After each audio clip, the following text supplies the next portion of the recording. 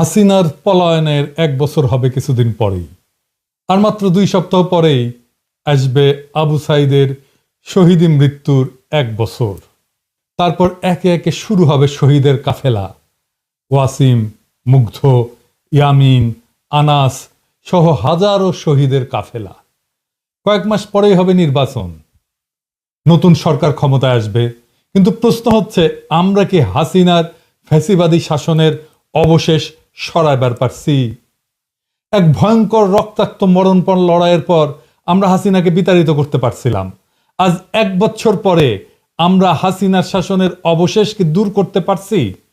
এই বিরাট প্রশ্নের মুখে দাঁড়াইলে আমরা বিহ্বল হয়ে যাই। না, পারি নাই। কেন পারি নাই? আর কি করলে এখনো এটা পারা সম্ভব, সেটা নিয়ে আজকের আলাপ। আজকের আলাপের লক্ষ্য হাসিনা পলায়নের বর্ষপূর্তিতে ফ্যাসিবাদের শেষ চিহ্ন মুছে দেওয়া। আসেন আল্লাহর নামে শুরু করি। পুরা বিষয়টা বোঝার জন্যে, পুরা পরিকল্পনা, পুরা স্ট্র্যাটেজি বোঝার জন্য, কেন এই স্ট্র্যাটেজি নিয়ে আসছি সেই জন্য আমাদের একটু পিছনে ফিরে যাইতে হবে। পুরা ব্যাপারটা না হলে আমরা বুঝতে পারবো না। আপনারা নিশ্চয়ই জানেন, আওয়ামী লীগের কর্মীদেরকে 1971 সালে মুজিব বাহিনীতে যুক্ত করে ইন্ডিয়াতে ট্রেনিং করানো হয়। ছাত্রলীগের নেতাকর্মীরাই মুজিব বাহিনীর প্রশিক্ষণের সুযোগ পাইত। নেতৃস্থানীয় ছাত্রলীগ নেতাকর্মীদের প্রশিক্ষণ দেওয়া হইতো দেরাদুনে, উত্তরপ্রদেশের। আর সাধারণ কর্মীদের প্রশিক্ষণ দেওয়া হয়েছিল আসামের হাফলং প্রশিক্ষণ কেন্দ্রে। এই 2 প্রশিক্ষণ কেন্দ্র সহ মুজিব বাহিনীর সামগ্রিক কার্যক্রম পরিচালিত হইত মেজর জেনারেল SS উবানের নেতৃত্বাধীন স্পেশাল ফ্রন্টিয়ার ফোর্স এবং রয়ের তত্ত্বাবধানে। এখানে শুধু অস্ত্র চালানোর প্রশিক্ষণই দেওয়া হতো না, রাজনীতির প্রশিক্ষণ দেওয়া হইতো। বাংলাদেশ রাষ্ট্র হিসাবে কেমন হবে সেইটার প্রশিক্ষণও দেওয়া হইতো। মুজিব বাহিনীর 4 কমান্ডার ছিল, এই যে দেখেন উবানের সাথে বসে আছে। তারা তাদের পিতৃপ্রদত্ত নামটাও বদলায় ফেলছিল। শেখ মনির নাম ছিল মনি দে, তোফায়েল আহমেদের নাম ছিল টিকে রায়, আব্দুর রাজ্জাকের নাম ছিল রাজেন্দ্র, আর সিরাজুল আলম খানের নাম ছিল সরোজ কুমার। আওয়ামী লীগের যে মুখপাত্র ছিল বাংলার বাণী, সেটাও কলকাতা থেকেই ছাপানো হইতো প্রথম। টেকাও দিত এই এই মুজিব বাহিনী পরে রক্ষী বাহিনীতে রূপান্তরিত হয়। 111-এর জেনারেল মাসুদউদ্দিন চৌধুরী রক্ষী বাহিনী থেকে আসা। এই মুজিব বাহিনী বাংলাদেশের রয়ের প্রশিক্ষিত প্রধান রাজনৈতিক শক্তি। বিজেপির যেমন RSS, ঠিক তেমনি বাংলাদেশ আওয়ামী লীগের মুজিব বাহিনী। মুজিব বাহিনীর সদস্য কে ছিল সেটা দিয়ে বুঝতে পারবেন আওয়ামী জামানায় কার কত পাওয়ার ছিল। আওয়ামী লীগের কোর পাওয়ার হাউসে মুজিব বাহিনীর সাথে সংশ্লিষ্ট না হইলে আপনি স্পেসই পাবেন না। যেমন ধরেন ছাত্রলীগের সাদ্দাম হোসেন, ওর বাবা মুজিব বাহিনীর ডেপুটি কমান্ডার ছিল। শাহজাহান খান, মোস্তফা জব্বার, মুজিবুল হক, এরাও মুজিব বাহিনীর। হাসানুল হক কিন্তু জাসদ কইরা এত গুরুত্বপূর্ণ কেন ছিল? কারণ সেও মুজিব বাহিনীর লোক। এই মুজিব বাহিনী জাসদে রূপান্তরিত হয়। এই জন্যই বলা হয় জাসদ রয়ের বিশেষ কোনো পারপাস সার্ভ করার জন্য তৈরি করা হয়েছিল। জোকার হামিদ মুজিব বাহিনীর লোক ছিল, সুপ্পু মুজিব বাহিনীর লোক ছিল।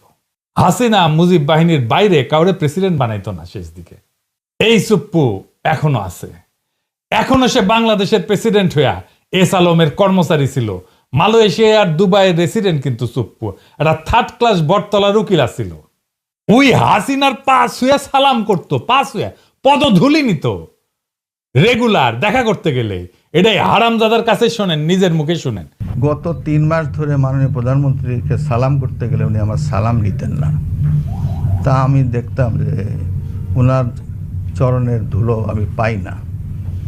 আমার মিশ্র প্রতিক্রিয়া হচ্ছিল যে উনি কেন আমার সালাম নেন না। না, থাক থাক বলে।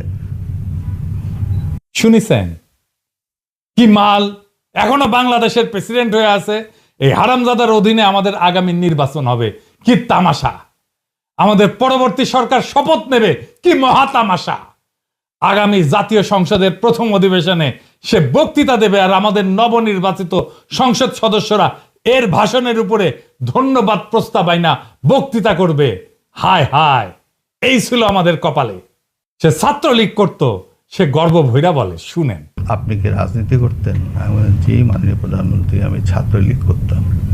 যেই বর্বর দল, যেই মাফিয়া গুন্ডা বাহিনী আজকে নিষিদ্ধ, ওরে 5ই আগস্টে পাছায় লাথি দিয়া ভাগায় দেওয়া উচিত ছিল। সেটা হয় নাই। সেটা না হওয়ার কি সমস্যা হয়েছে আপনারা পদে পদে বুঝতে পারতেছেন। কোনো কিছু করা যাচ্ছে না, না জুডিশিয়ারিতে, না আর্মিতে, না প্রশাসনে, না পুলিশে, কোথাও না। জুলাই সনদ করা যাইতেছে না, সংস্কার করা যাইতেছে না, সবকিছুর পিছনে এই সুপ্পু। এই অন্তর্বর্তীকালীন সরকার কোনো কার্যকর নিয়ন্ত্রণ প্রতিষ্ঠা করতে পারতেছে না। প্রশাসনের উপরে, ব্যুরোক্রেসির উপরে, স্টেটের উপরে, রাষ্ট্রের উপরে এই অবস্থা চলতে পারে না। এই অবস্থা আশু পরিবর্তন দরকার, যেন বিপ্লবের অসমাপ্ত কর্তব্য সম্পন্ন করতে পারি। একটা কাজ করলেই সেটা সম্পন্ন হইতে পারে। কি সেটা? রয়ের ট্রেনিং প্রাপ্ত ইন্ডিয়ার খাস দালাল, হাসিনার পায়ের ধুলি নেওয়া থার্ড ক্লাস বটতলার উকিল, দুবাই মালয়েশিয়ার রেসিডেন্ট এস আলমের সাবেক কর্মচারী সুপ্পুরে পাছায় লাথি দিয়া বঙ্গভবন থেকে বাইর করে দেওয়া। এখন প্রশ্ন আসবে, কে হবে প্রেসিডেন্ট বাংলাদেশের? খুবই গুরুত্বপূর্ণ প্রশ্ন। এটার উত্তর আমাদের জানা আছে। কি সেই উত্তর? একজনই আছেন বাংলাদেশের প্রেসিডেন্ট হওয়ার যোগ্য, তিনি বেগম খালেদা জিয়া, যিনি আমাদের ইতিহাসের মহানায়ক, যিনি আমাদের প্রজন্মকে শিখাইছেন মাথা উঁচু করে লড়াই করতে, যিনি বলছিলেন ওদের হাতে গোলামির জিনজির, আমাদের হাতে স্বাধীনতার পতাকা, যিনি দল মতের ঊর্ধ্বে উঠা আজ জাতীয় ঐক্যের প্রতীক হইছেন। সেই বাংলাদেশের প্রথম নারী প্রধানমন্ত্রী, আজকা বাংলাদেশের প্রথম নারী রাষ্ট্রপতি হবেন। তিনি আর প্রফেসর ইউনূস, এই দুই মুরব্বী মিলা আমাদের নতুন বাংলাদেশের সূচনায় পৌঁছে দেবেন।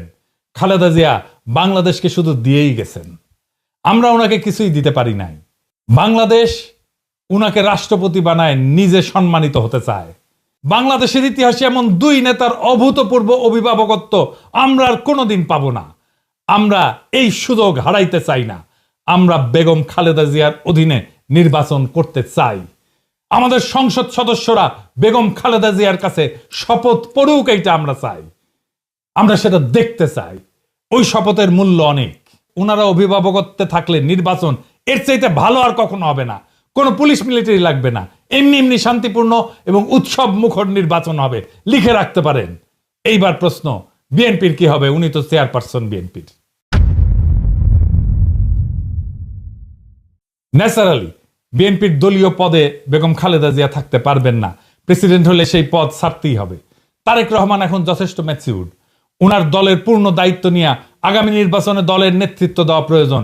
উনি হবেন বিএনপির চেয়ারপারসন।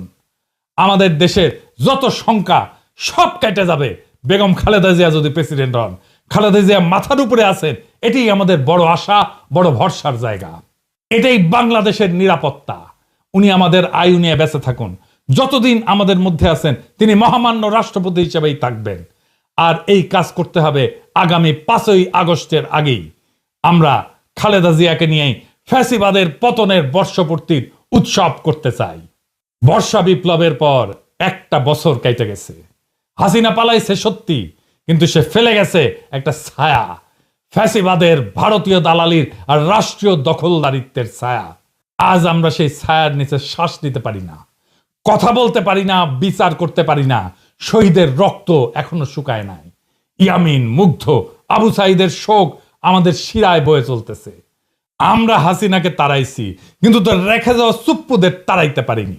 এস আলমের কর্মচারী, দুবাই মালয়েশিয়ার রেসিডেন্ট, প্রশিক্ষিত মুজিব বাহিনীর ধুলি ধরা রিক্রুট এখনো বঙ্গভবনে বসে আমাদের বিপ্লবের মুখে থুথু ছুঁড়ে দিচ্ছে। এই লজ্জা মুছতে হবে। এই অসমাপ্ত বিপ্লবকে সম্পন্ন করতে হবে। এই পচা কাঠামো থেকে জাতিকে মুক্ত করতে হলে এখনই দরকার সেই ঐক্য, সেই আগুন যেটা ছিল বর্ষা বিপ্লবে, যেটা ছিল শাপলা চত্বরে, যেটা ছিল প্রত্যেকটা শহীদের মুখে। আমরা মাথা নোয়াবো না, আমরা দিল্লির দাসত্ব মানব না।